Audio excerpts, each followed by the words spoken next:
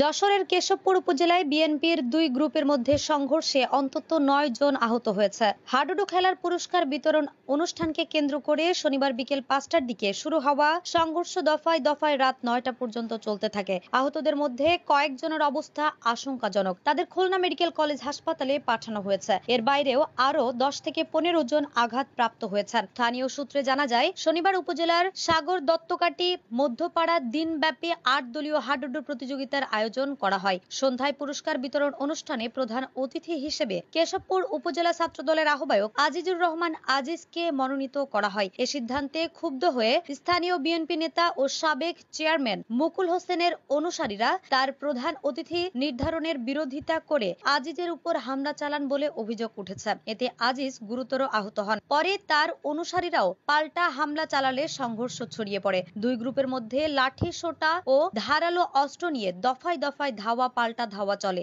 সংঘর্ষে ছাত্রদলের আহ্বায়ক আজিজুর রহমান আজিজ, যুগ্ম আহ্বায়ক আব্দুল মাসুদ ও সুমন সহ অন্তত ৯ জন আহত হন। গুরুতর আহতদের মধ্যে আজিজ, মাসুদ ও সুমনকে কেশবপুর উপজেলা স্বাস্থ্য কমপ্লেক্স থেকে খুলনা মেডিকেল কলেজ হাসপাতালে হস্তান্তর করা হয়েছে। এছাড়া ইমন, রাকিব, কামরুল সহ ৯ জন বর্তমানে কেশবপুর হাসপাতালে চিকিৎসাধীন রয়েছেন। ঘটনার পর পরিস্থিতি নিয়ন্ত্রণে রাখতে কেশবপুর থানা পুলিশ ও প্রশাসনের কর্মকর্তারা হাসপাতালে অবস্থান নেন। এলাকায় অতিরিক্ত পুলিশ মোতায়েন করা হয়েছে। এ বিষয়ে কেশবপুর থানার ওসি আনোয়ার হোসেন জানান, সংঘর্ষের কারণ প্রধান অতিথি নিয়ে দ্বন্দ্ব বলে প্রাথমিকভাবে ধারণা করা হচ্ছে। মোট ৯ জনকে হাসপাতালে আনা হয়েছে। নিউজ ডেস্ক, দৈনিক রানার।